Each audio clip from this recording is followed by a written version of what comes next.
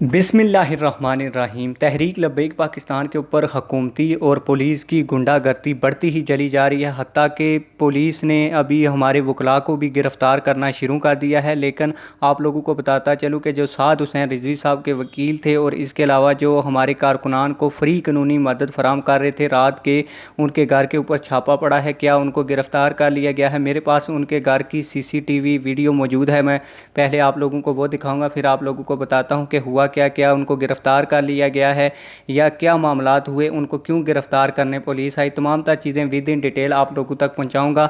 लेकिन अगर आपने अभी तक हमारे चैनल को सब्सक्राइब नहीं किया हुआ तो चैनल को सब्सक्राइब कर दें, बेल आल नोटिफिकेशन ज़रूर ऑन करें और कमेंट्स बॉक्स में अपनी राय का ज़रूर इजहार करें।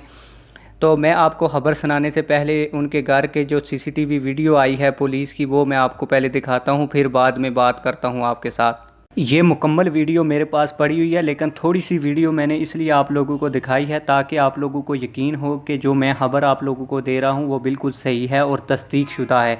आप लोगों को बताता चलूँ कि ये इनको गिरफ़्तार करने पुलिस इसलिए आई क्योंकि ये तहरीक लब्बैक या रसूल अल्लाह सल्लल्लाहु अलैहि वसल्लम के गिरफ़्तार कारकुनान को फ्री में कानूनी मदद फराम कर रहे थे।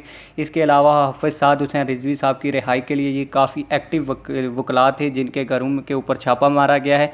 मैं आपको ये खबर हू बहू पढ़ के सुना देता हूँ जो मरकज़ की जानब से हमारे तक पहुँची है। रात की तारीकी में हुकूमती गुंडागर्दी से साद हुसैन रिजवी साहब की कानूनी चाराजोई करने वाले एडवोकेट भी महफूज नहीं रहे। मियाँ सलीम शाहिद एडवोकेट और उनके बरादर मियाँ तैयब के घरों का रात के पुलिस ने मुहासरा कर लिया। घरों में कोई भी बंदा मौजूद नहीं था, जिसके बाद पुलिस सिर्फ फ़ोटो बनाकर वापस चली गई। इस वीडियो के बारे में आपकी क्या राय है? कमेंट्स बॉक्स में अपनी राय का ज़रूर इजहार करें। वीडियो को ज़रूर लाइक करें। मिलते हैं किसी और वीडियो में। वस्सलाम।